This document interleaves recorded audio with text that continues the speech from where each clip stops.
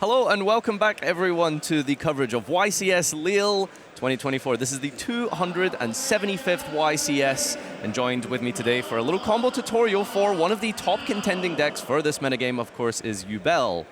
Hi guys, my name is Jordan Gallacher, and yep, I'm going to show off some Yubel combos, some one-card combos, and some two-card combos today. Yeah, let's jump straight into the table and see how this deck has changed with, of course, the forbidden Lacrima. Yep, so the first combo I'm going to show is just Dark Beckoning Beast. Of course, there are 4 other cards if you were going first in your opening hand, so this combo does utilize some discards. So it's not a true one-card combo in that sense, but it is still a really powerful combo, and you're going to have spare cards most of the time. So it starts with the obviously simple normal summoning Beckoning Beast, then uses the effect. So having one gate is not that big of a deal because they just get each other. And yeah, you still have 3 copies of Dark Beckoning Beast to access it. So then you can grab the gates grabs another Dark Beckoning Beast, and then the additional normal summon of the Dark Beckoning Beast, and we can link to Moon of the Closed Heaven, which turns into, of course, the Fiendsmith Requiem. The Requiem's effect, summoning our Fiendsmith from the deck, the Fiendsmith Engraver. Should all be quite familiar with this portion of the Fiendsmith engine for now, but yep. Let Requiem tributes itself. Quick effect, special summon out the deck. Requiem's effect in the graveyard, equipping to Engraver, and then we'll perform a fusion by sending them both to the graveyard to meet the requirements of Necroquip Princess. Yeah, so the TCG exclusives, a huge part of Yubel, and one of the reasons why it's really, really dominant, particularly in the TCG region, just because of Anteater, Aerial Eater, not Anteater, and Necroquip Princess, almost not even requiring Lacrima.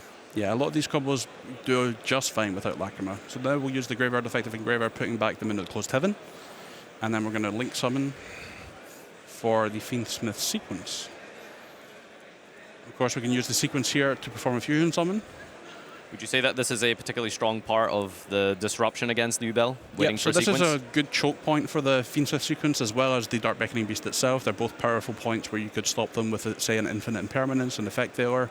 If you've got Ghost, Mourner, and Moonlit Chill, it's a good time to do this here. This is a crucial part to the Bureau, this specific combo. A lot of the other combos can play around it if you have access to Yubel Engine, but with this one, with no access to Yubel Engine, this is a very good part to Nibiru as well. Okay. So shuffle these both back, and we'll summon the other TCG exclusive fusion, the Aerial Eater, which its effect on summon can send a fiend from deck to graveyard, and we're going to send Samsara D Lotus. Yeah, this is how you then bridge into your Yubel portion. Yep, so of course this is what you utilize the first discard now. We'll go opening the Spirit Gates, we'll discard a card from our hand, just say like a spare hand trap or something if we've only opened just Beckoning Beast, into our Lotus, and our Lotus effect, tribute, and summon Spirit of Yubel from deck, which effect sets the Nightmare Pain from the deck. Then activate the Nightmare Pain, use its effect, destroying Spirit, adding Gruesome Grey Squirmer, Spirit effect, summoning Yubel from the deck. Then special the Squirmer, destroying Yubel, and Yubel's effect summons Terror Incarnate from the deck. All right, yeah, the OG monsters, Incarnate and Yubel, still part of the regular sequence. And then we can summon the new Yubel monster by shuffling back our Yubel and our Samsara D Lotus for the Phantom of Yubel. And this is always a big threat for the deck, is if you just have so many cards in hand, you can just immediately Phantom potentially just straight out of your hand because it's a contact fusion. Yeah, it's really powerful. And then we can link both of these for the other part of the engine in this deck is the Unchained. So we can go for Unchained Lord Soul of Yama, and his effect adds the Sharvara from deck to hand. And we still have the Squirmer effect available for us as well. Yep, we'll do that later in the combo. We'll link both of these for our Soul of Rage. And then we'll activate our Sharvara, targeting our Rage, and destroy it. You can go Chainlink 1 Yama, and then Chainlink 2 triggers the Yama. Chainlink 2 Rage can target a Fiend in the Grave and add it back. We're going to target our Engraver. Our Yama is going to summon Spirit of Yubel and then destroy Spirit of Yubel. Yeah, so Yama has 2 portions of its effect. It can revive, and then optionally you can destroy a card you control. Yeah, so the optional pop, we do utilize it here. A lot of the combos don't. But this one does, because we get to destroy the Yubel and special summon another Yubel from our deck, because of course Spirit of Yubel's destruction effect is not once per turn. Yeah. We get our Yubel from deck. And of course the great thing about the Soul of Rage, adding back the Fiendsmith, means you just get another portion of the Fiendsmith engine with Tract and such. So now we can access Tract, which is going to give us access to our Dies Array later, even though we've already used the effective sequence. So now we're going to access the second part of Aerial Eater's effect. We're going to banish Terror Incarnate and Necroquip Princess from our graveyard. So it just has to banish any fiends? So it has to banish 2 level 6 or higher fiend monsters. So Necroquip is a level 6 fiend, and then of course Terra Incarnate is a level 11 fiend, and we can special summon it back from our graveyard. We can then link both our Shavara and our Aerial Eater for Moon of the Closed Heaven. We're going to trigger our Shavara, set a trap from the deck. It's really important here as well because we shuffle back the Moon despite summoning it the first time with the fusion effect, meaning that we can get the Shavara off the field due to its fiend restriction while it is face up. Yep. And then we're going to set the chamber from the deck. So in this deck, we're opting to run the chamber. Just it's a more of a flexible interrupt. Allows you to bring back a lot of the combos involve destroying the Soul of Rage to add the Fiendsmith Engraver back to your hand to give you access to just more Fiendsmith Engine, more bodies in that way. And like it's more of a flexible interrupt because you don't have to leave the Soul of Rage on the field with your, say, if you were to play Escape of the Unchained, which is also quite a popular option at the moment. Yeah, so it's really resilient against things like Dark Ruler or Droplet because you get to keep it in the grave. Yeah, so it's really flexible interrupt that you can use whenever you like because there's no real way for them to... Anything that would force it, you can just chain it, so then they've kind of put a resource into forcing you to use a trap that you can just chain whenever you like as well. Yep. We're then going to use the Squirmer in our graveyard to summon back the Spirit of Yubel. And we're going to overlay both the Spirit of Yubel and Yubel. So 2 level 10s makes Varadras. Tell us a little bit about this card. I'm going to make Varadras. Yep, so of course this is a negate for any card effect, so you can detach 1 material to do so. And when you do it, you can also optionally, on resolution, detach another material to destroy any card on field. So it's really powerful, say, against like normal spell cards when your opponent already has like a board established, because you can use it to negate the spell card and then detach another card and pop any other card on their field. So one of their monsters, one of their other set spell and trap cards, a field spell, stuff like that. It's really powerful interrupt. Yeah, no, for sure. Yeah, from here we're going to do something a bit unusual to access the Dies Array. It's not extremely popular. You can go Engraver and you can add the Tract, which is normal, and then we go Tract, and we're going to, instead of adding Lurry, which is the popular way to do it, you add another Engraver to your hand, and we discard any other card in our hand. So this is why I said this combo utilizes discards just to end on the most powerful board possible. So we'll discard another card from our hand, and then we can use the graveyard effect of Tract. We're going to fuse our Sequence, our Moon, and the Engraver we just added to our hand, because of course Fiendsmith Dies Array requires Engraver to make, and this is the only really way to access it. And we get into our Dies Array. And then of course we activate the Sequence effect in our graveyard to equip to our Dies Array so that it has the negation abilities. So yeah, from our 1-card combo we've ended on negates up to, so this can negate up to 2 cards in the field because it's equal to the link rating of Sequence. We have our negate from Varadras, which can then also optionally pop a card. We have our monster effect. It's not really a negate. You change the monster effect to destroy a Yubel card, which is extremely powerful. And then of course we have our Abominable Chamber to revive our Soul of Rage, which can then link with one of our opponent's special summon monsters to make SP Little Knight, which is the most popular one, which can then on summon banish another card. And then of course it still has its other effect where if they activate a card you can banish it's one of your monsters and one of your opponent's monsters too, as another interrupt on top. And the Chainable Trap is really important, as you mentioned, because it's really resilient for all the reasons you talked about. But specifically with Dies Array, it has an extremely important interaction versus things like Dark Ruler and Droplet, right? Yeah, so if your opponent activates Dark Ruler no more, say on your board here, usually that would be extremely powerful. But you, because of this Chainable Trap, you have the ability to go chain Abominable Chamber, because Dark Ruler says your opponent can't respond with monster effects. You can respond with a trap card, like Abominable Chamber, because you have your Soul of Rage Engrave, and then you can chain Dies Array to your chamber, and then optionally you can negate up to 2 cards on the field, so then you can use this to negate the Dark Ruler no more. Yeah. So then Dark Ruler gets negated, the chamber resolves, and you summon the Rage back, and you still have all of your other interrupts. The only interrupt you've utilized is the Dies Array. And it's the same thing with Droplet. The only little difference is if they use Droplet discarding a trap card, then you can't do it that way, because obviously you can't respond to trap cards, but Droplet discard a trap card is a lot less not popular. as common for That's sure. not very common. Yeah. No, yeah, super impressive. This is just a singular Dark Beckoning Beast.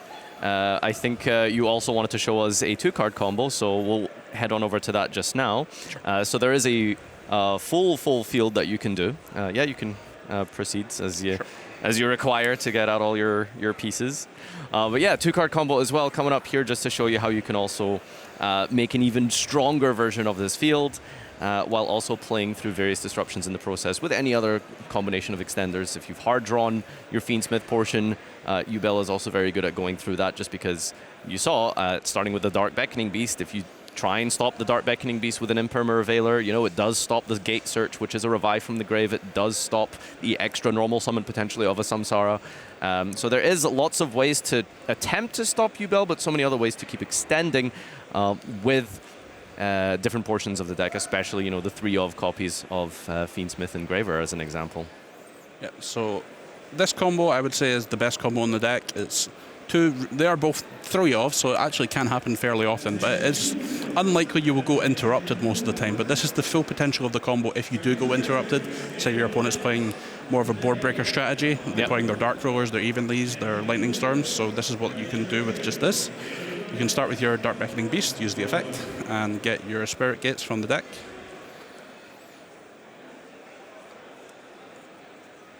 So just as a reminder again, your Dark Beckoning Beast is the searcher of the gates played in the Sacred Beast deck, but, you know, just having so much synergy as part of a fiend pile, so to speak. Yep. So then we'll get an additional normal summon from the Dark Beckoning Beast. And then we can use our Nightmare Throne here, and we use the effect. We're not going to add a card, we're going to instead destroy a Spirit of Yubel from our deck, which then triggers and special summons Yubel from our deck. So at this point, we are at 3 summons, which is fine. And then we can then use our 4th summon to make Moon of the Closed Heaven.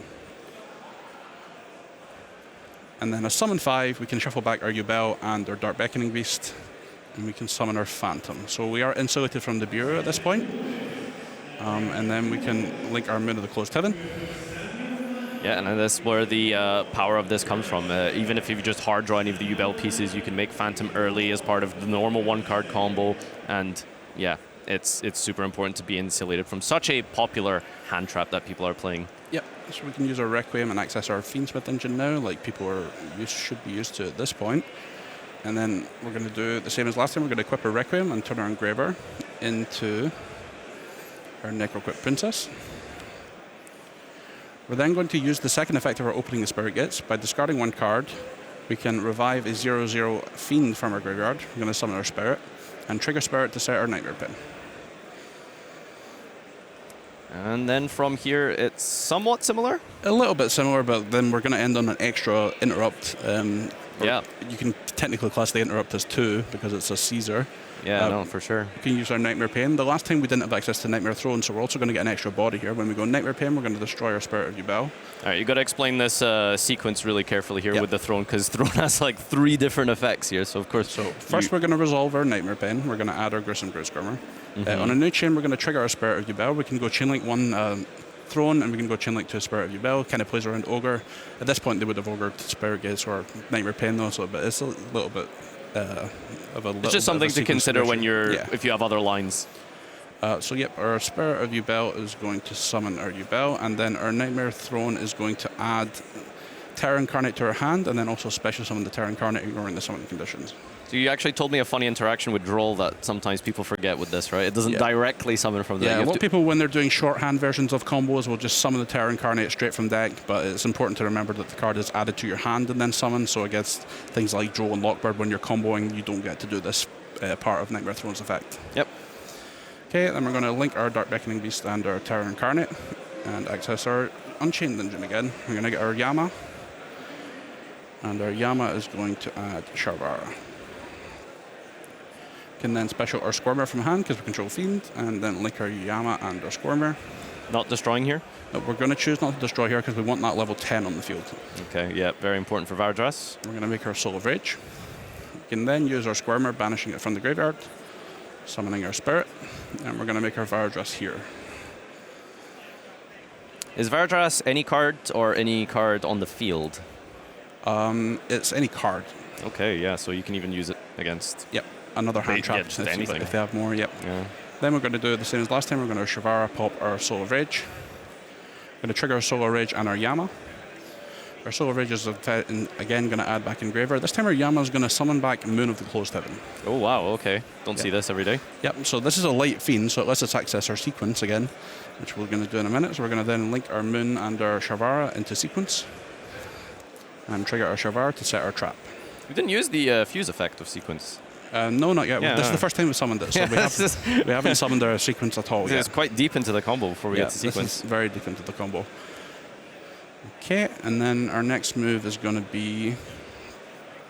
Let me just remember. It's even complicated for you, right? Yeah. It's a lot. We're going to use our engraver. Yeah, that's engraver's hand effect after adding it back.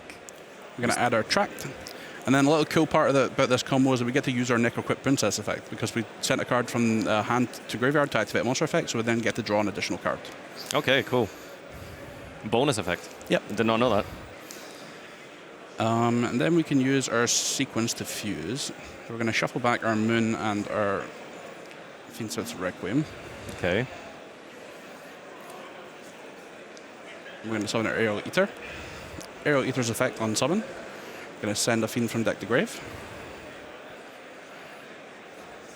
We're going to send a second copy of Engraver here. Another engraver, all right. Yeah. 2 6s plus our sequence. So then we're going to overlay. Not Beatrice, sadly. A little different. Yeah. For our Wave King Caesar. All right. It's been a while since we've seen this dominate, but it is really powerful card in previously the Unchained strategy, and now it's still extremely powerful in Yubel itself. Yeah, so 2 Solemn Warning style effects just from your Caesar here. Yeah. Now we can use our tract, add our Lurry, and discard it, and trigger its effect to summon. And then during this whole combo, we have not used the graveyard effect of Engraver to summon itself either. So we'll now do that by putting back the other copy of Engraver we sent earlier. And then we'll use the graveyard effect of tract to perform a fusion summon. And we're going to summon the Dizori. And then we can, of course, equip the sequence.